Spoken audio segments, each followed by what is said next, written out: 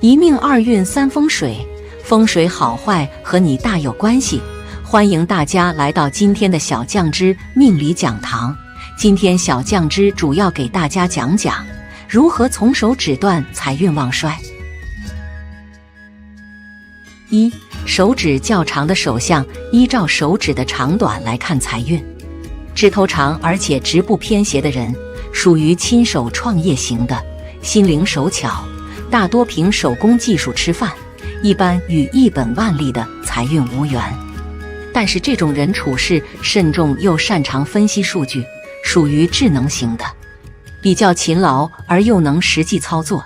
因此如果能将这种长处与工作相结合，比方说从事银行或证券等相关工作，高技术行业、高新技术行业，便能期待丰硕的成果。二、手指较短的手相，手掌长而食指比较短，这种手相大多比较肉多柔软，是日常生活中长时间用脑不动手的特征。他们大多外表比较憨厚，并且有敏锐的经营事业的头脑，外露憨厚，内藏精明，不会在乎小事，但是做起事来不拖泥带水，因此能够很快地下决定，并且勇于采取行动。由于本身具备了优越的经营能力，因此很适合致力于实业的经营工作管理者。不过手指的长度如果过分地短小，在比例上显得离谱的话，那么就显示这个人具有懒惰的性格。三、食指弯曲，骨节暴露。如果你的手指弯曲偏斜，是累心累身的一大命理特征。形内有与食指偏斜劳碌命，骨节暴露愁心人。这样的手指手型大多辛苦劳累，不是富贵之相。不过也有短时间发迹的朋友，要看好自己的富贵，千万不要因为过分嘚瑟，让自己再次回到贫困再现。四、拇指代表父母祖上，拥有圆润厚实拇指的人，可借父母之力，用钱的观念十分实在，不会将钱花在过分强调感官享受的事情上，像华丽的衣服和美食，在这种人的眼中是极为不实际的。这样的人对生活的要求很简单，为人也相当务实，说一是一，不会有太多的心机。平而薄的拇指，粗细不匀，弯曲灵活，大多与厚实的拇指正好具有相反的性格。这样的人不喜欢一板一眼的日子，喜欢快捷方式，没有耐心，贪图享受。五、食指，食指在手相学中通常意味着支配欲、权力欲与一个人的进取心，所以食指较长的人性格也比较顽强，相当具有霸气和野心，容易有权力。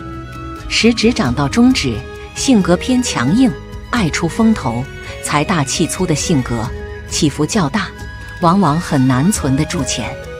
这种类型的人，就算钱赚得多，花的也多，所以这种人要节制挥霍，控制欲望和消费习惯。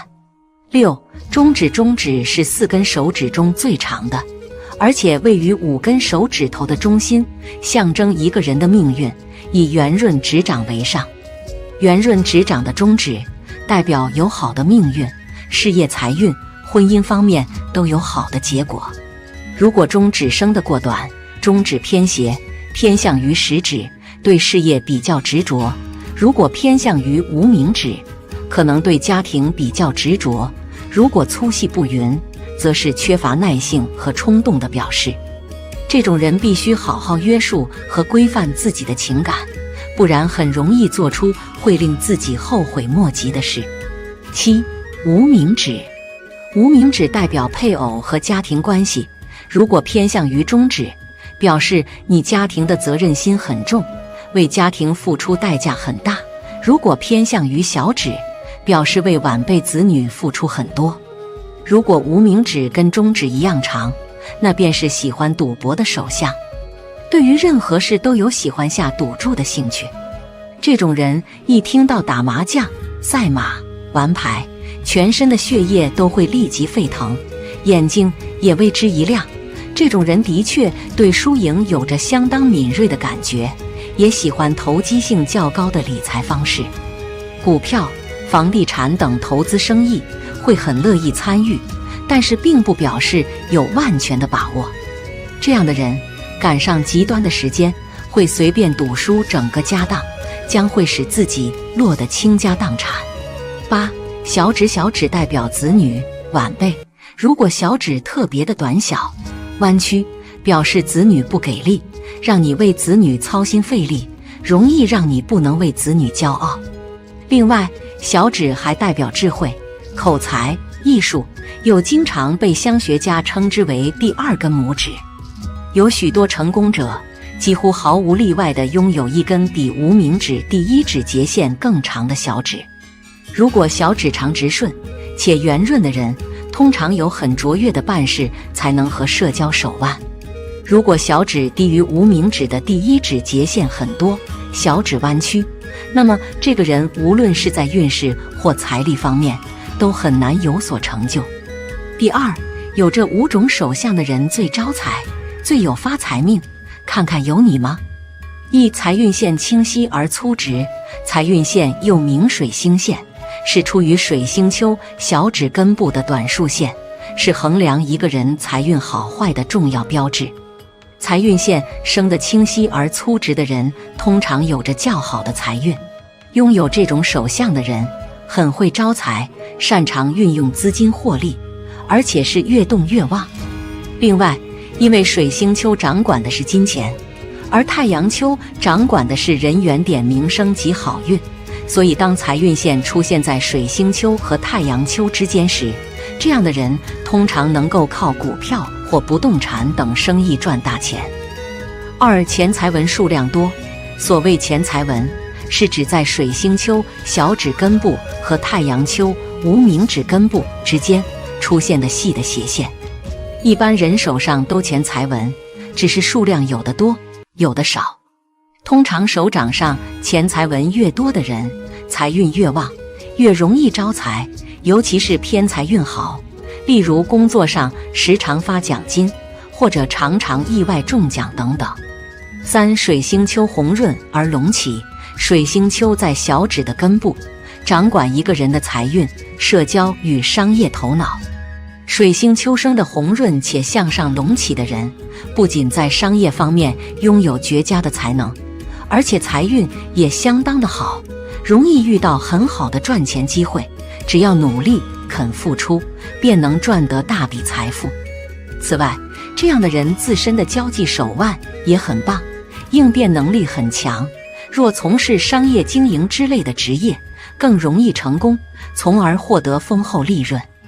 4. 太阳丘、木星丘有星纹，在太阳丘或木星丘这2个任一部位出现星纹，都表示这个人拥有特别的好运，容易得到意想不到的机会和幸运，从而心想事成，赚到很多财富。只是这种幸运星纹出现后，假如本人不善于把握机会，努力付出，也会自己消失。5. 智慧线有向上的支线，假如智慧线末端有支线向上延伸，表示这个人非常有商业头脑，而且有很强的金钱观念，对金钱既眷恋又敏锐，很能利用一切机会招财，常常在不知不觉间赚到很多钱。不过这个人在金钱的使用上非常节省，记得还是要适时的花钱，慰劳自己一下。6. 掌心厚实有凹陷，手掌就好比聚宝盆，掌心好比聚宝盆的盆底，掌心的薄厚深浅能看出此人一生的财富多少。掌心厚实凹陷的人能聚财守财，积累下丰厚的财富。有这种手相的女人也是天生的富贵命，有很强的理财、守财能力，持家能做到井井有条，生财有道，能够帮助丈夫守好财富，自己也能利用出色的理财能力赚取财富，积累下丰厚的家底，老有所依，能安享晚年。7. 太阳丘高隆，太阳丘代表着财富、才能与名声等。手掌中太阳丘隆起，说明此人具有很强的赚钱能力和理财能力。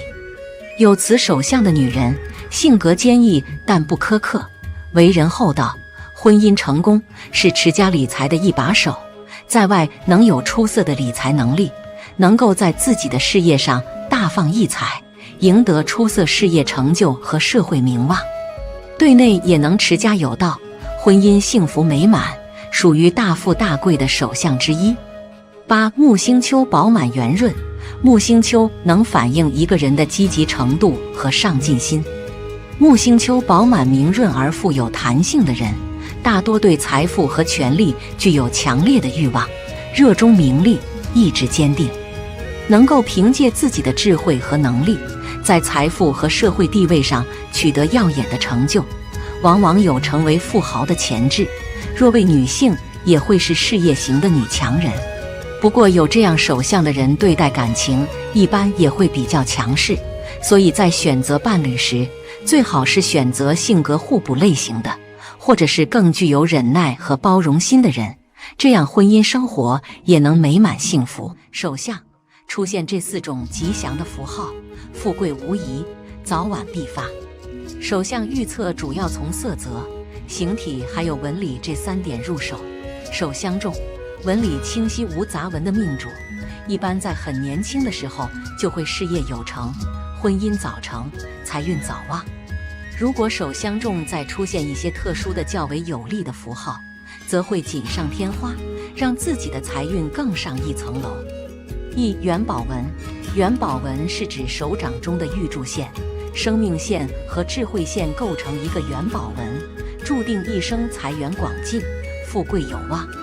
下图中命主实际从小家庭不富裕，毕业后23岁工作，27岁仍奋斗，但事业运开始有所好转。夫子眼，手相重，夫子眼又称凤眼，也称天眼纹，出现在大拇指第1节指节，有一个类似眼睛一般的圈形手纹。不论男女，拇指中若有此手纹者，为人聪明伶俐，年纪轻轻便能成就一番事业，一生财源滚滚。拇指上夫子眼较为明显，说明此人一生富贵有余。井字纹，手相重，巽宫高凸红润，并有井字纹出现，说明此人财运会非常的旺。一马平川，一马平川中，马是指的命运线，川是指的川字纹，过了感情线和智慧线方成。若命运线穿过生命线、感情线还有智慧线，也属于一马平川的范围。手相重，称命运线为玉柱线，又叫事业线。命运线从手掌根部直接穿过智慧线和感情线，切记必须穿过智慧线和感情线才能称为一马平川。手相重若有此现象者，富贵无疑，而且贵人运非常的旺。难得的10大吉祥手相。财富纹，财富纹决定了一个人的财富有多少。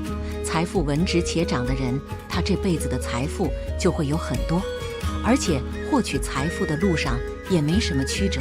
如果很短很曲，就说明这个人这辈子获取的财富不仅少，而且过程也很艰难。手指缝，许多人手指并拢之后的空隙是非常大的，而且一点间隙都没有。如果没有间隙，说明这辈子是很能守住财的，因此这辈子也会过得比较如意，顺风顺水，不会有什么太大的波浪。断掌纹，断掌纹其实也是一种很好的手相。如果手上有断掌纹，那么这个人这辈子一定是会有成就的，是非常吉利的手相。所以有这种手相的人要抓住机会努力，这样才能功成名就。红润厚实的手掌，其实红润厚实的手掌本身就是一种非常好的手相。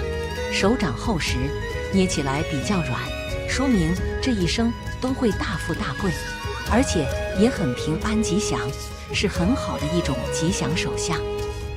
不动产纹，有这条纹路就说明自己会有很多家产，不仅是房子，而且还会有许多的财富。毕竟房子也是一种资产，房子越多，说明钱也就越多。因此，有这种手相的人一生都会非常富足。6. 钱财纹，钱财纹这里可能不止一条，钱财纹越多，说明能够获得的财富也就越多，因此是越多越好。钱财纹只要有，说明就还是有机会能够富裕的，因此要努力工作，抓住机会才好发财。7. 直觉线，手里有直觉线的人是非常有商业头脑的，很有投资理财意识，因此他们也知道如何抓住商机，去给自己创造更多的价值，从而吉祥富裕。8. 手中财库，手中的财库是聚集在手中心的细纹上的，一般会成一个小三角形或者四边形。这个财库越大，说明能够赚到的钱就越多，手中持有的财富也会越多。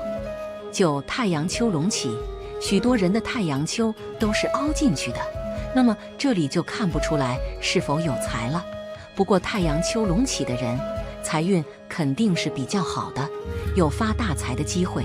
如果太阳丘很饱满，那么也会肯定会是大富大贵的命。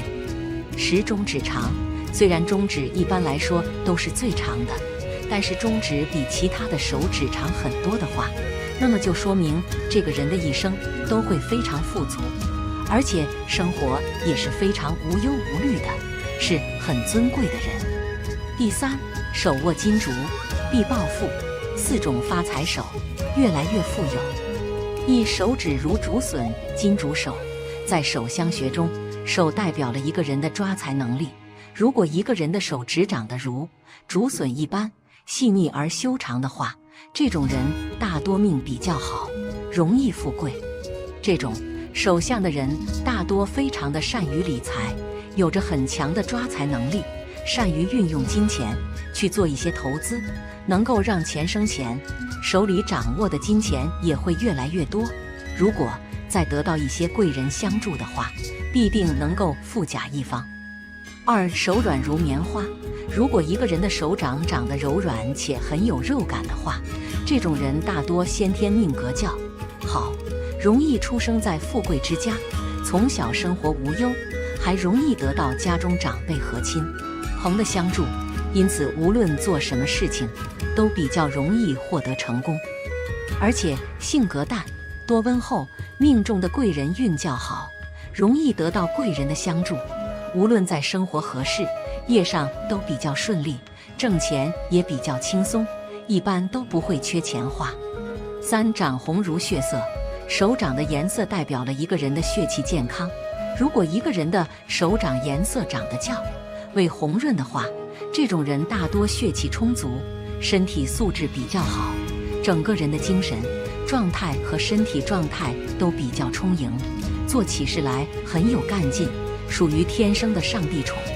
2命中很有福气和财气，一生财路畅通，财源较广，做事如有神助，一辈子财源滚滚，很难受穷。4掌中有黑痣，如果一个人的手掌中心部位长有黑痣的话，这类人大多观察力非常强，而且考虑问题思路也比较的独到，很有远见和抱负，内心也比较强大，能够承受挫折和压力，所以在事业方面总是能够看到别人发现不了的商机，特别的适合做生意，总是能够抢占先机，挣钱的渠道比较广，速度比较快，善于积累财富。第4十分少见的富婆手相，肤质白里透红，有贵气，天生少享福命。中指较长，容易大富大贵。中指较长代表着有较强的权力欲和富贵欲，他们的理想目标是一定过上大富大贵的生活，要出人头地。他们有较强的进取心，做事大气，不拘小节，不会被一些小的财富而迷失方向，这样的人更容易能大富大贵。手指并齐没有缝，聚财理财。除了大拇指以外，将4个手指并拢，如果指缝间没有缝，连芝麻都掉不下去，这样的人很会存钱，不管男女都很擅长理财，生活中的开支和花销都是精打细算，不会盲目，所以这种人很容易大富大贵。钱财文多，会理财。钱财文也称为理财文，是指在小指和无名指中间下面很多细细的斜线，如果这些线比较深且多的话，代表着财旺钱多，一生有花不完的钱，生活上必定是大富大贵。手中多财库，有财运。手中的线互相交错中构成大的四方形或者为三角形或的人，甚至手中形成多个四方形或者三角形，这些形状为财库，代表着财富。不管男女，他们在钱财的运气上会比较幸运，容易大富大贵。手掌厚实，有聪明的求财头脑。手掌厚实的人代表财运事业基础好，不管是生活或工作，他们都会充满着干劲，在求财上有聪明的头脑和灵活的智慧，他们也会为了自己的未来一直在默默的努力。这类手相的人比较容易能大富大贵。6. 太阳丘隆起，有赚钱能力。太阳丘在无名指的根部，代表着财富。如果手掌中太阳丘隆起，说明此人很具有赚钱的才能，工作中奖金多，财运上亦有意外发财的机会，并且能存得住的钱一定不为钱财而累。男的财运好，女的则容易嫁有钱老公，属于大富大贵的手相之一。第5，案例分享。第1个，掌面流光溢彩，手指条达不见缝隙，偏土行掌，土人稳重传统，做事有诚信，四指严丝合缝，能守财之进退，指节间米糠数文。古代讲是衣食无忧，现代讲小康无忧。食指很长，和兄弟姊妹缘分深厚，也更加注重原生家庭和亲情。掌丘来看，小指水星丘饱满，有活力和口才，沟通能力强，对商业嗅觉也灵敏。食指巽宫饱满，但右手巽宫见杂纹，正财有但不稳，水星丘也见杂纹，偏财也有但不长久。左右手太阳丘都见很多条太阳线，说明人缘不错，比较注重自己名声，比较爱面子，甚至有些虚荣。左手生命线偏浅淡，而且横纹较多，生命线弱，说明体质不强，运势根基不强。相对生命线，脑线倒是深长，人很聪明，脑力强，但体力不强，是个典型的爱动脑不太爱运动的人，建议平衡脑力和体力，人生运势才能稳定长久。第2个，面相骨为阳，肉为阴，讲究骨肉均匀，男阳女阴，男女有别。对于男人来讲，骨稍多于肉，阳气更足，男主有些肉多于骨，阴阳不协调，偏营养质，有些中物欲爱消费，做事有些偏懒散。五官端正，眉浓稍散，为人正直，重情感性，易仗义疏财，额头开阔，早年聪明，学运不错，但鬓发侵入驿马宫，出行运势一般。此处也是30岁之前的财帛宫，早难于前，对于钱财方面比较大方。眉浓稍短，做事效率高，喜欢速战速决，但是山根偏弱，有些少耐心和定力，青年时期感情易动荡。鼻梁不起，少城府和心机，容易在钱财和感情方面入骗局。不过鼻头肉，中年能见财。唇含不露，不过唇，稍歪，易犯口舌是非。下巴兜而肉，晚年能享子孙福。好了，今天的分享到这里就结束了，希望大家能够风水，风水好坏和你大有关系。欢迎大家来到今天的小酱汁命理讲堂。今天小酱汁主要给大家讲讲抓财手、漏财手，你是哪一种？相学中，手相是一个极其需要注重的地方。通过不同的手相特征，可以知道一个人到底是抓财还是漏财。人们常常喜欢说某某某是能抓财，这其实也是有手相的一方面原因。如果是漏财手，首先是不容易抓财，其次就算财富到了手里也容易溜走。那什么样的手相是抓财手相呢？什么样的手相又是漏财手相呢？今天小酱汁就和大家说说。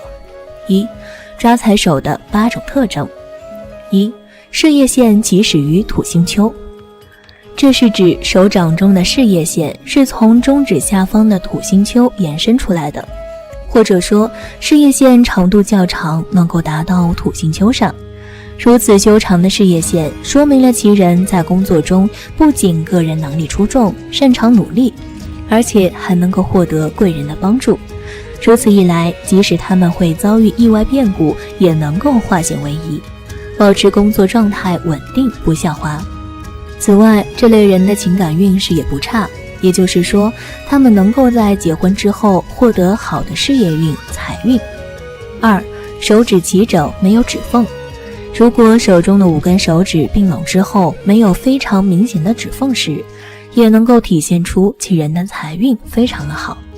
这种手相除了象征着其人性格自律、擅长赚钱且懂得理财之外，还说明了其人很少会因为意外因素而面临破财危机。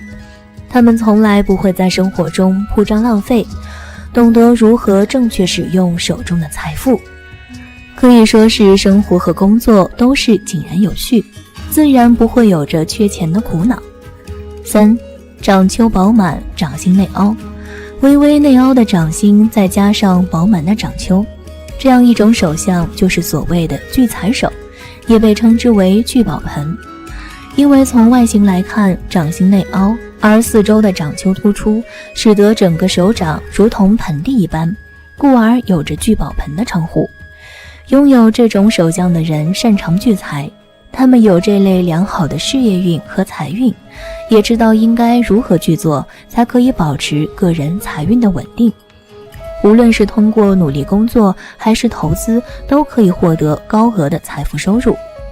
四、手中拥有好的理财纹。位于小拇指以及无名指根部位置的短小斜线便是理财纹，也叫做钱财纹。这一纹线便是手相中最能够体现出个人偏财运变化的掌纹之一。好的理财纹一般在3条以上，且每一条都是相当的清晰深刻，外形也是近乎相同，没有分叉、断裂等情况的出现。好的理财纹意味着命主容易获得横财。5、手掌中心长有痣。长在手掌中心的痣被称之为聚财痣，因为手掌的中心往往微微凹陷，其外形就如同一个盆一般，所以也叫做聚宝盆。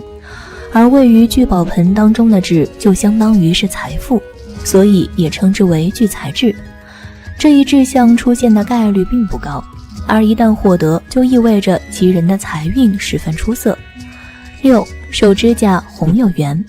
在手相中，若是一个人的指甲长得圆圆的，红润有光泽，则往往说明他们自身的精力比较的旺盛，个人的财运亨通，注定就大吉大利的富贵相。所以这样的人不但会赚钱，而且存钱的能力也是一流。只要是把钱交到他们的手里，一定会把钱财打理得井井有条，全家人的经济条件也会上升，福泽几代人，儿女也极少会为了赚钱而发愁担心。7、手掌有井字纹。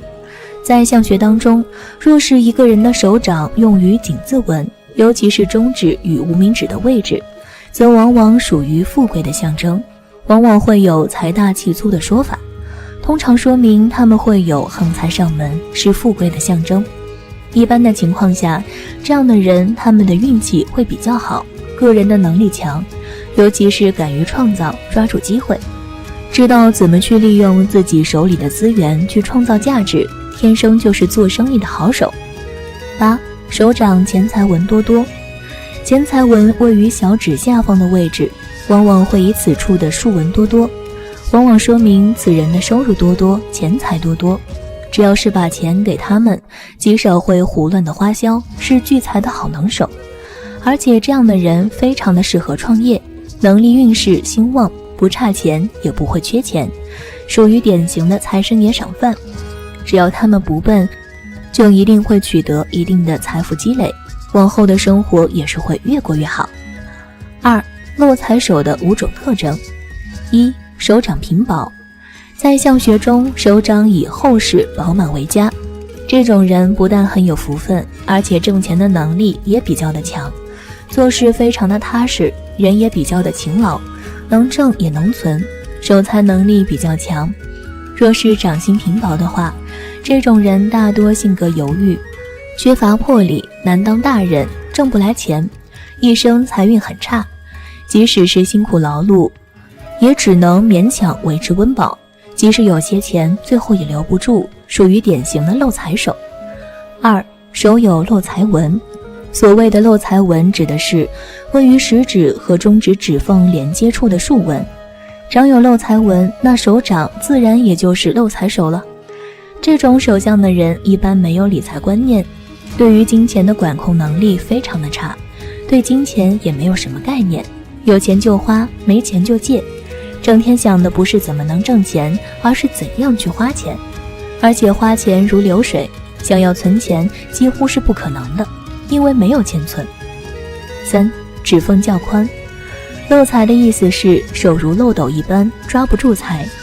如果一个人的手指合并起来，闭合不严，手指间有着明显的缝隙的话，尤其是食指和中指之间有明显的缝隙的状况，这种手型属于典型的漏财手，而且漏财的程度与指缝的大小成正比，指缝越宽，漏财就越严重。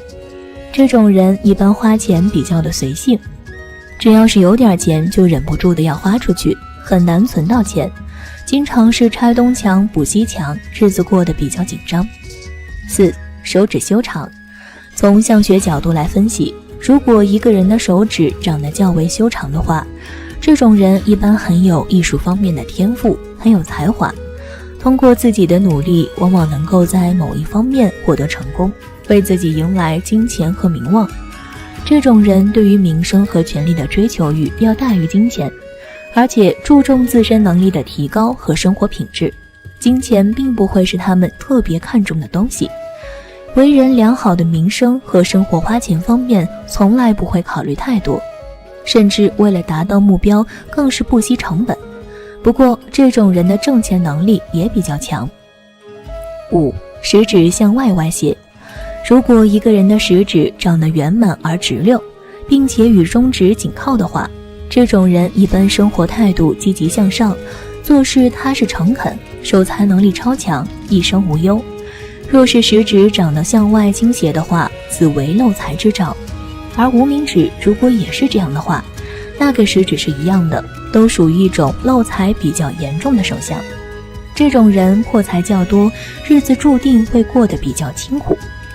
通过上述，大家对抓财手和漏财手是什么样的有所了解了吧？大家可以根据上述的方法来判断自己是不是漏财之手。如果有碰到自己是漏财手的，也不要着急，漏财手也是有化解方法的。小酱汁有3点建议。1. 漏财手的人可以将金钱交给家人保管。如果说一个人破财的原因主要是由于投资不谨慎，或是花钱没有计划的话，那么要想避免漏财，可以选择将金钱交由自己的家人保管。只要学会如何去赚取更多的钱财即可，不去管理财富，自然可以减少资金平白无故遭受损失的概率。2. 漏财手的人可以佩戴戒指。当手中存在漏财纹时，可以在食指或者中指上佩戴一枚金质或是玉质戒指，提高自身财运运势。这一类戒指饰品可以起到镇压财气的作用，能够确保自己所赚取的金钱不会因为各种意外而遭受损失，从而减少破财的次数和幅度。3. 漏财手的人可以购买不动产。为了能够存住钱财，可以将金钱直接变成房屋、贵金属以及其他奢侈品等等，这一类商品的价值不会轻易下降，可以算得上是一种特殊的储蓄方式，可以有效降低命主的漏财运。有的人明明赚钱不少，但因为各种事情，从而导致无法攒到钱，这就说明自身漏财。这就需要我们在生活中格外注意，必要时通过一些手段，从而防止漏财。9种长寿手能活99。从人的手相可以看出很多问题，比如说一个人是否有疾病，身体哪方面需要保护，可以通过健康程度看出一个人的寿命有多久。那么如何通过手相看出哪些人寿命长，哪些人寿命短呢？今天小酱汁就和大家说说。1. 长寿手相的特征。1. 生命线清晰深长。生命线是人手掌3大主纹之一，不仅是表现寿命长短、健康状态、有无病难及突发事故的部位，同时也是要做预防灾厄和提高的部位。可以说，此纹路在手相中与一个人的生命力、身体健康、寿命长短等方面的信息是息息相关的。若是一个人的生命线清晰深长，意味着其生命力顽强，体格强健，身体健康，不易患病。因此，有这种生命线手相的人，相对来说会更加长寿，生活美满。2. 生命线无分支。对于生命线来说，没有分支是更好的一种表现。手相中生命线无分支的人，身体都比较好，在他们的体内包含着各种病毒的抵抗力，让他们很难被病毒入侵到身体，比较少生病，身体会更加健康。他们积极运动，保持身体健康，生命自然而然也就更长了。3. 手掌厚实饱满。从手相中，从一个人的手掌外形也能够看出其身体健康的信息，从而判断其寿命长短。一般来说，手掌饱满厚实，手背有肉，预示着有福气，财运好，还说明这类人的寿命很长，健康运势很不错，远离病痛，所以这也是预示长寿的手相之一。4. 贵人线交叉。贵人线又称姊妹线，是在生命线的内侧，紧靠生命线，与生命线相互平行的线。若是一个人的贵人线呈交叉状，纹线深且清楚，代表有贵人运，往往事业有成，而且寿命也比较长。有此手相者会一生平顺，多子多孙，长寿喜乐。5. 财运线没有断裂。财运线也叫水星线，是出于水星丘小指根部的短竖线，代表一个人的金钱运，也跟人的寿命有关。若是在手相中，水星线距离生命线只有一点点，是一条直线，中间没有断裂，表示这个人的身体很健康，消化、呼吸器官状况都不错，这也是一种代表长寿的手相。6. 手掌色泽红润，有光泽。从个人面相的气色中，可以知晓一个人的健康与寿命。同样，从一个人手相的气色中，也不能看出一个人的健康与寿命。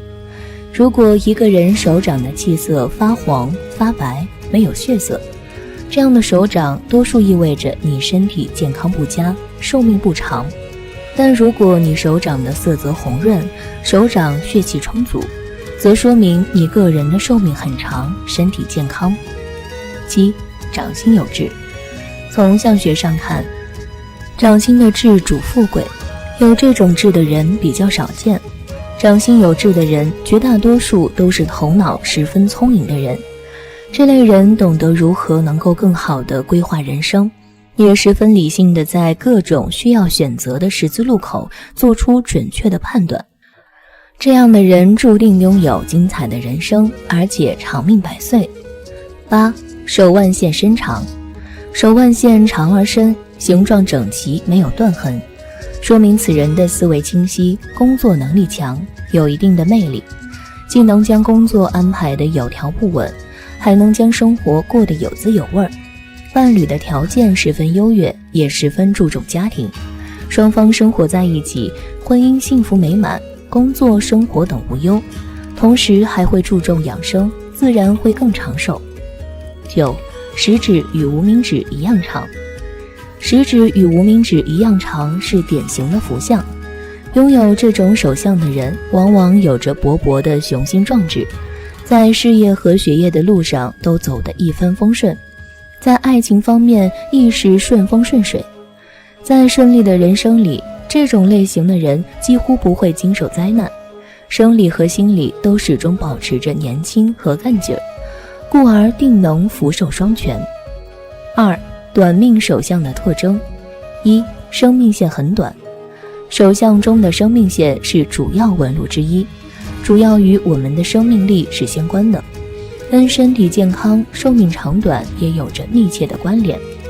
生命线越是短的人，生命力越差，健康运势不好，身体的抵抗力也很弱，因此这样手相的人很容易被一些病魔困扰，身体也会出现各种各样的问题、疾病。可以说，生命线很短的人从小就是体弱多病。2. 生命线中间有缝隙。一般情况下，如果是生命线的纹路是连续的，那么一般都是不会中断的。但是有的人手中的生命线就不同了，这类人的生命线可能会出现中断的情况。生命线的纹路中间如果是有间隙的，但是后面又连上了，那这样的生命线也代表个人的健康运势不好，命中多病，主其人寿命不长，可能早逝。3. 生命线末端的心形纹。在生命线的末端出现了心形纹，这是一个非常凶的征兆。一般来说，这样的手相很可能不是自然死亡，比如说外出时遇到车祸等等，他们的生活充满了各种各样的意外，随时可能夺去他们的生命。因此，有这种手相的人，生活当中要注意。4. 生命线周围有很多细小的纹路。如果生命线周围有很多细小纹路的话，说明此人的抵抗力比较差，在他们成长的过程中，经常会受到疾病的干扰，给身体造成了很大的损害。即使长大成人，他们的身体机能也不是很好，经常会出现一些细微的毛病，比如感冒发烧或者头疼胸闷之类的毛病。这些情况也会引起比较大的病变，给生命带来影响，很可能会英年早逝。5. 健康线下垂碰到生命线。手相中的健康线，顾名思义是关系着我们身体健康的纹路。如果你手相中的健康线下垂且碰到了生命线，这样的手相说明你的健康运势也不好，很容易早逝短命，也容易因为健康方面的原因死于非命。其实有健康纹的人并不健康，而是健康出现了问题的预警。6. 智慧线上有星纹。许多人认为智慧线与我们的健康没有关系，但事实上，从智慧线中，我们也可以推断出一个人的寿命信息。如果一个人的智慧线上出现一个星纹，那么这个人有中风的迹象就会突然出现。因此，拥有星纹的智慧线的人需要时刻小心，他们应该注意养生，否则很有可能猝死。7.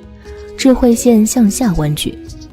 智慧线不仅与人的智慧有关，还与人的思想、心灵、精神状态等有关。智慧线下垂而弯曲的人是悲观的，他们不乐观，而是悲观和沮丧的。因此，像这种手相的人特别容易因为抑郁而自杀，结束自己的生命。由此可见，那些智慧线向下弯曲的人很难获得长寿。8. 手掌杂纹比较多。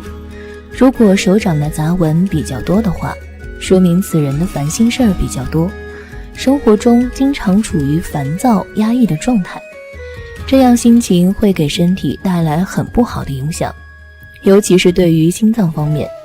如果经常面对繁重的压力和众多烦心事儿，心脏方面是很容易出现问题的。我们都知道心脏的重要性，一旦心脏出现病变，那么很有可能会给生命造成威胁和影响。所以手掌杂纹比较多的话，也是短命的象征。刚刚说的短命手相仅是针对长寿手相而言的，当然手掌的掌纹会随着时间及生活状态的改变也会有一定的变化，同时也要结合其他地方的相来看，这样才能得出准确的结论。好了，风水，风水好坏和你大有关系，欢迎大家来到今天的小酱之命理讲堂。今天小酱之主要给大家讲讲三角纹和米字纹，双剑合璧，中年后必有大财，再差也是小富。手相学中有一种说法，掌纹中出现三角纹和米字纹，两纹结合，中年后必有大财。那么什么是三角纹？什么是米字纹？同时拥有真的能够决定一个人的财富和命运吗？一、三角纹。三角纹位于掌心明堂，内嵌着大小两个三角纹，两个三角纹紧紧相贴，又内嵌其中。拥有这样手相的人，财运丰隆，尤其偏财运旺盛。手掌最明显的特征是有一条短的财富线，这条线又直又清晰，说明这个人在财运方面是很发达的，有可能会在一夜之间收获巨大的财富。三角纹是由几条线构成三角形，手掌上出现三角纹外形，并且斗劲清楚，属于吉利的线纹。分外在手的中心若是有大的三角纹，是非常好的手相，在事业上不仅闭塞，在财运上也斗劲立势，事业有成，并且能聚财。三角形呈如今感情线上，则代表着会由于婚姻和感情方面获得好的财运或财产。三角纹是手掌中经常出现的一种纹，当三角纹的外形较正且清楚深刻，都属于吉利的象征。二、米字纹。手掌无名指下方有米字或星字纹如许的纹路，被称作米字纹。这样的人干事靠谱，待人朴实，碰着问题能静下心来思虑处理，不会出现错误。通常这种人年少时都过得苦，但坚持不懈的个性让他们在生活中获得历练，堆积了很多精力和财产，跟着时间的累加，财运也会越来越旺盛，定能名利双收，安享晚年。如果你的手相是两纹结合，那么恭喜了，中年后必有大财。那么还有哪些罕见手相预示着晚年发财呢？一、手掌宽厚粗糙，运气好。通过手相来观察，手掌宽厚粗糙的人的运气确实很不错，尽管在年轻时可能会面临一些困难，然而只要他们努力克服这些困难，他们就一定能够过上美好的生活。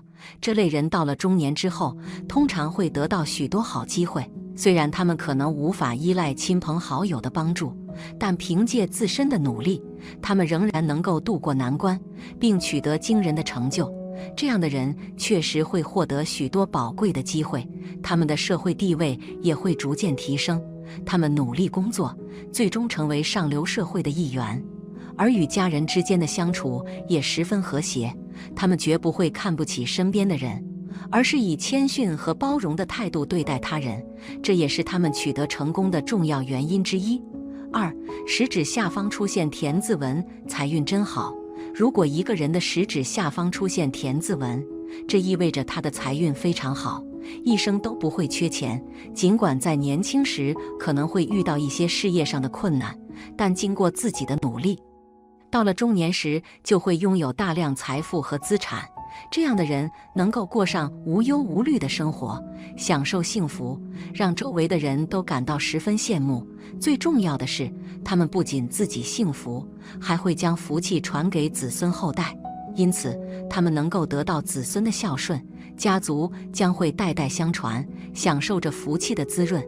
三、手握元宝纹，大富大贵。手掌上出现元宝纹的人，财运确实非常不错，将来有望过上大富大贵的生活。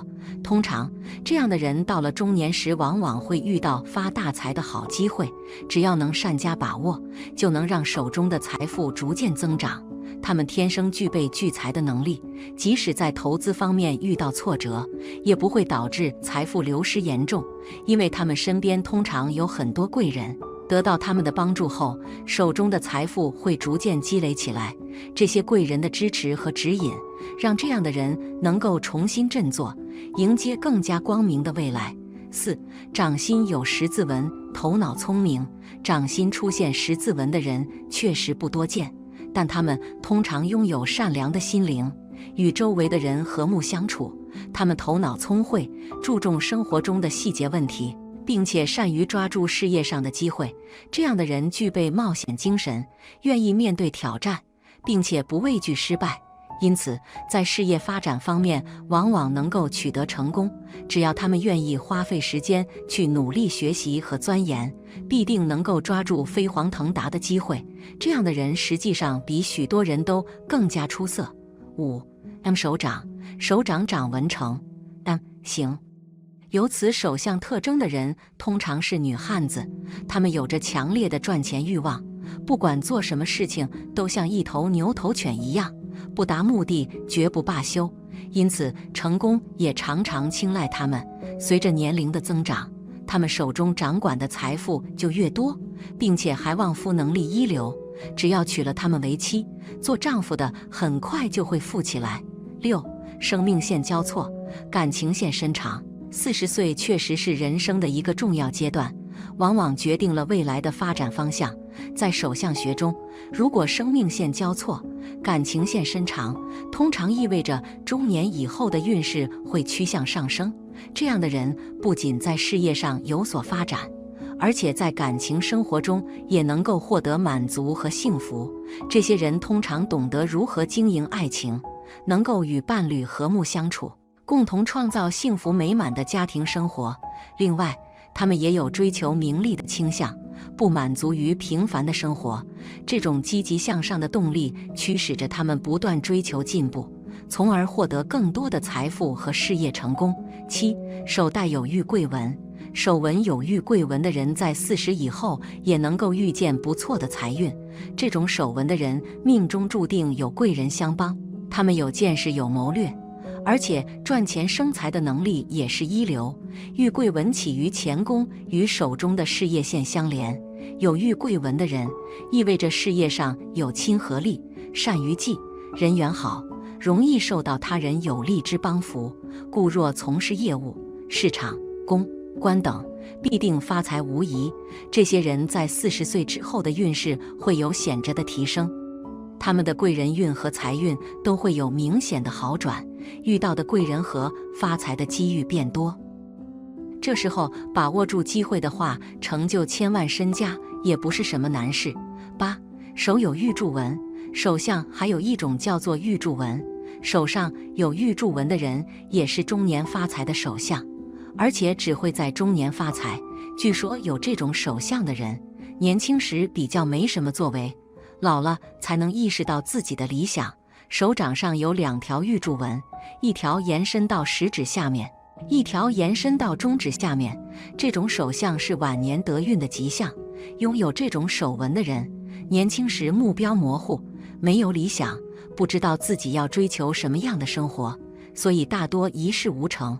但40岁后会遇到大机遇，运势越来越旺，子女聪明孝顺，晚年福禄大增，运势随着我们年龄的增长一直变化着。9. 断掌的人，感情线和婚姻线合为一条线，这样的人性情耿直，有着较强的工作能力，很强的责任心，不管遇到什么困难的事情，都喜欢自己去处理，所以做事的成功率很高。断掌纹的男性在事业上都比较有定律，有着很高的忠诚度和敬业度，事业上可成大事。断掌纹的女性也是事业型的人，工作事业上绝对不输给男人，而且这样的人一生的财运都是不错的，但是会来得比较晚，要到30岁之后才会起运。大家可以看一下自己有没有断掌，或者身边的人有没有这个情况。10. 人缘线，人缘线是比较少见的一种手相特征，故其不平凡。人缘线位于手掌侧边，人缘线一般有1条、2条、3条等情况，向掌心位置延伸，有些可能会往中指方向延伸。有此手相特征者，意志力坚定，人缘好，潜力强大。这种人在结婚后运势上升，财富源源不断。如果是男性，大富大贵；如果是女性，旺夫旺子。11.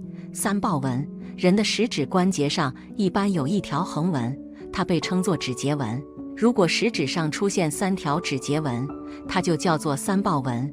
三豹纹，光听名字就觉得非同凡响，事实也是如此。有三豹纹手相特征的人，天生富贵命。这类人大多数生在家境优越的环境当中，不愁吃不愁穿。这类人最关键的一点，异性缘特别好，但通常会晚婚，男可娶贤妻，女可嫁贵夫。12. 食指和中指之间有缝隙，在现实生活中，双手合并，食指和中指之间有细缝的人还挺多，但通常被忽略了。有此手相特征者，说明此人正财运和偏财运都不错。这类人头脑发达，心思细腻，爱自由，思想独立，不喜欢别人指手画脚，并且自身能力突出，在社会上能得到许多老板的赏识。中年运势越来越好，事业蒸蒸日上。有些人年轻时运气不好，甚至会遇到很多不幸的事情，但到了中年，他们可以崛起，甚至有很好的机会发财，就像手掌粗糙的人一样，他们在未来的社会地位会不断提高。